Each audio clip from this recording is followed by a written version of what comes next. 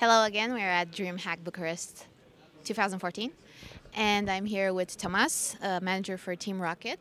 So, Tomas, please tell us a little bit about who you are and about your team. So yeah, I'm Thomas, nickname Fly. I manage Team Rocket in the LCS, League of Legends, and I've been managing it already for like a year. We actually the first tournament we attended was here DreamHack last year under the name of H2K, and we actually won the event versus the favorites back then, Copenhagen Wolves. So, tell me, how does your day go as a manager? Oof, it's pretty much every day is different. It depends on what the team needs. The difference between normal managers in other companies and so on compared to managing a team is you pretty much work 24/7. You're like taking care of six little kids that need help, like everything that's not practicing and in-game related is pretty much my responsibility. Money, advertisement, PR, their social medias, their streams, where they live, how they eat, and everything else, like just as examples. I know we were talking earlier about how important it is for players to conduct themselves in a certain way, especially during an interview. So tell me, what are some of the tips and tricks that you teach your players in terms of how to handle their media image?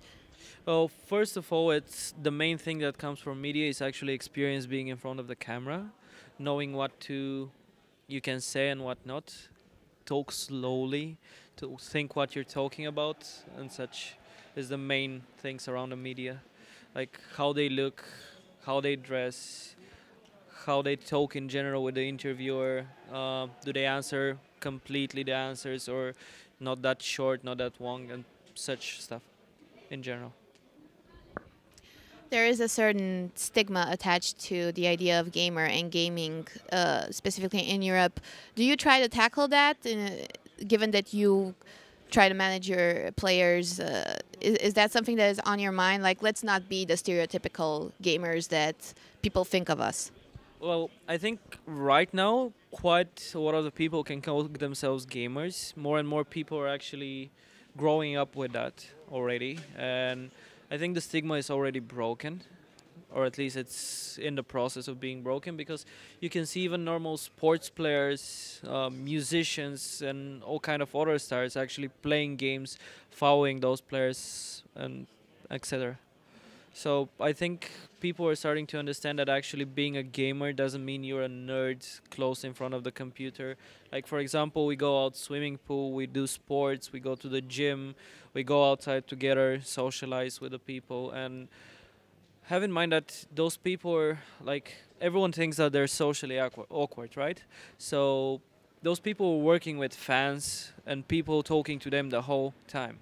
So you can do that if you're actually socially awkward, which proves that the gamers are actually growing up out of that stigma that's already built up, was built up.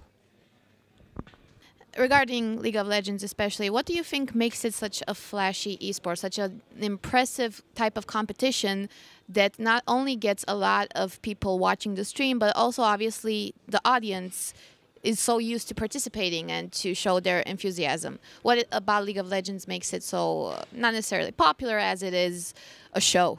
The game itself being that popular, like having that much people actually watching and playing the game itself, is what makes it that big.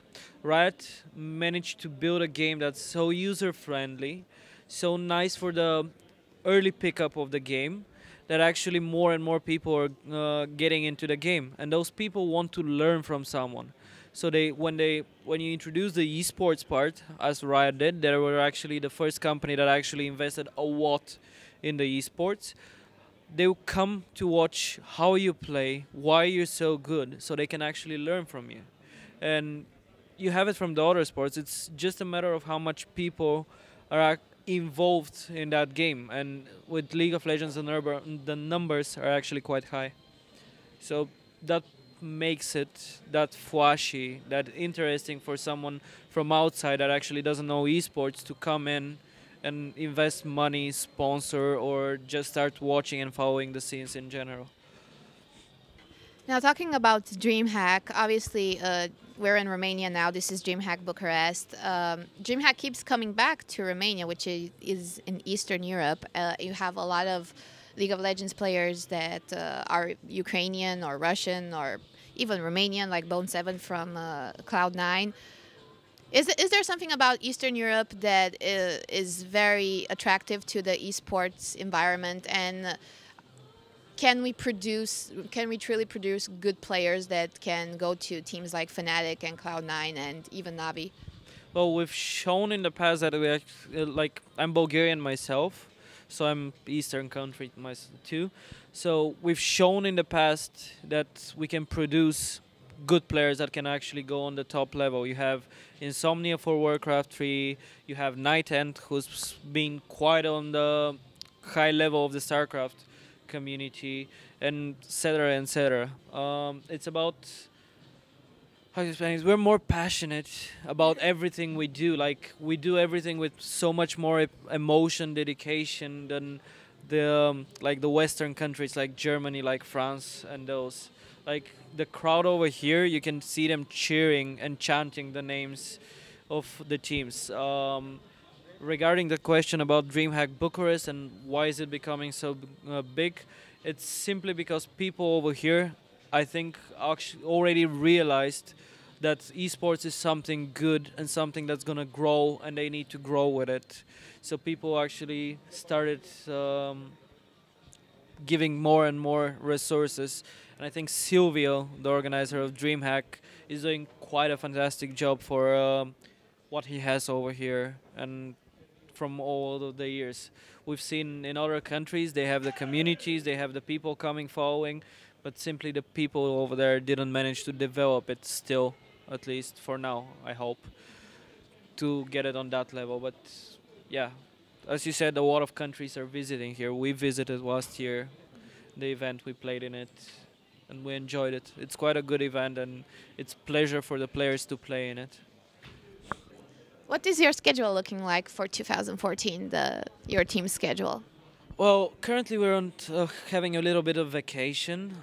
The guys felt a little bit overburned from playing so much in the LCS. We have 12, 13 weeks per season non-stop playing. So right now they're gonna have some vacation, see their girlfriends, their families, enjoy some free time away from the league. And on 12th, 13th of May, we're gonna gather up and start practicing for the next split, which starts on 20th of May. And this time we hope we can achieve the top 3, which will lead us to the World Finals in October. Well, good luck on that, and thank you again for the interview. No problem.